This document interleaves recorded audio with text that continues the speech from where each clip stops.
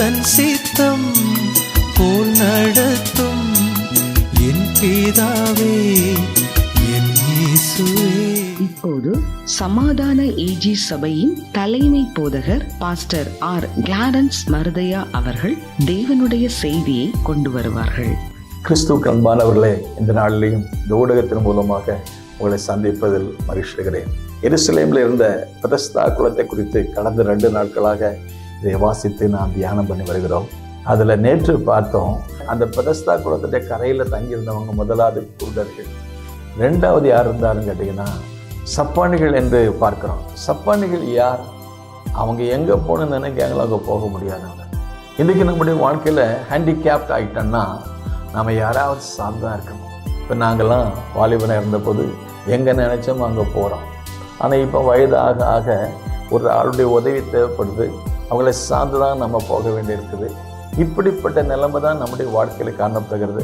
அந்த பெதஸ்தா குளத்தில் இருந்த முதல் குருடர்கள், 2வது சப்பானிகள், நடக்க முடியாதவர்கள். இந்த நிகழ்ச்சியை கவனிக்கிற அருமையான தேவனுடைய பிள்ளைகளை, நடக்க முடியாத மனிதர்களை நடக்க செய்யக்கூடிய ஒரு தெய்வம் அந்த இடத்துக்கு வந்திருக்கிறார். அப்போஸ்தலர் புத்தகத்தில் 3ஆம் அதிகாரத்தில் நீங்கள் வாசித்து பார்க்கும் பொழுது 40 வருஷமாக ஒரு மனுஷன் ஒரு அலங்கார வாசலில் உட்கார்ந்துருக்கிறான்னு சொல்லி பார்க்குறோம். வாசல் அலங்காரம், ஆனால் அலங்காரம் இல்லாத ஒரு மனுஷன் உட்கார்ந்துருக்கிறான். இந்த நிகழ்ச்சி நீ கவனித்து பார்க்கும் பொழுது அவனுடைய நோக்கம் எல்லாம் ஏதோ ஒரு பிழைப்புக்காக, இந்த உலகத்தில் வந்துட்டோம், எப்படியாவது வாழ்ந்தானே ஆக வேண்டும் என்று ஒரு பணத்தை அல்லது பிச்சை எடுத்து தன்னுடைய வாழ்க்கையை எடுத்து நடத்துகிற மனுஷன். அவன் வாழ்க்கை சப்பானித்தன் 40 வருஷமாக அவன் வாழ்க்கையில் தான் எங்கே போகணும், என்ன செய்யணும், தான் விரும்புகிற காரியத்தை செய்ய முடியாத ஒரு சூழ்நிலையில் அவருடைய உடல்நிலை, அவருடைய சரீரம் பாதிக்கப்பட்டது. அதனால் அப்படிப்பட்ட மனுஷனை பார்த்து அன்றைக்கு பேதுரும் யோவான்னு சொன்னாங்க, எப்பா என்ற வெள்ளி இல்லை, பொண்ணு இல்லை, ஆனால் உனக்கு நாங்கள் ஒன்று கொடுக்க விரும்புகிறோம். அவன் என்ன நினச்சான், நான் எல்லாத்தையும் பணம் கிடைக்கிற மாதிரி இவங்ககிட்ட நிறைய பணம் கிடைக்குன்னு நினச்சான்.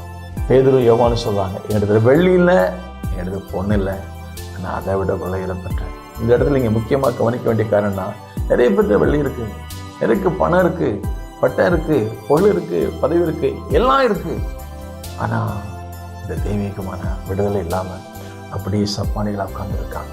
அப்படிப்பட்ட சூழ்நிலையை மாற்றி அமைப்பதற்கு அவங்க சொன்னது எங்களுக்கு வெள்ளியில் பொண்ணு இல்லை, இயேசுவின் நாமத்தில், இயேசுவின் நாமம், இயேசுவின் நாமத்தில் விடுதலை.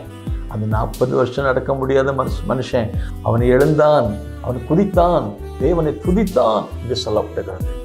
இந்த நிகழ்ச்சியை கவனிக்கிற யாராக இருந்தாலும் 40 வருஷம் நடக்க முடியாத ஒரு காரியத்தை நடக்க செய்வதற்கு தேவன் போதுமானவராக இருந்தார். இதையெல்லாம் கேள்விப்பட்ட மக்கள் அன்றைக்கு எருசலேமில் அந்த பெதஸ்தா குளத்தில் அன்றைக்கு ஒரு குரூப் குருடர்கள் காத்திருந்தாங்க, அடுத்த குரூப் சப்பானிகள் காத்திருந்தாங்க. 40 வருஷமா சுகம் பெற்ற மனிதனை சுகமாக்கின தெய்வம் இன்னைக்கு இந்த குளத்தில் வருவார், இன்னைக்கு குளத்தில் வந்து தண்ணீரை கலக்குவார், தேவதூதன் மூலமாக கலக்குவார், நமக்கு ஒரு விடுதலை கிடைக்கணும்னு காத்திருந்தாங்க. ஆனால் அன்னைக்கு தேவதூதன் வரல, அந்த குளமும் கலங்கலை. ஆண்டவர் தூதனை பார்க்கலாம் தேவனுடைய வசனத்தின் மூலமாக, ஆவியான மூலமாக அன்றைக்கு பார்வையற்றோரை தூக்கிவிட்டது போல, சப்பானிகளை தூக்கிவிட்டது போல நடக்க முடியாத காரியத்தை நடக்க செய்த தெய்வம் இந்த நாளில் நம்முடைய மத்தியில் இருக்கிறார். அவரை நம்புவோம், விசுவாசிப்போம், அவர் மூலமாக நல்ல பலனை காண்போம். கர்த்தர் நம்மை ஆசீர்வதிப்பார். May God bless you.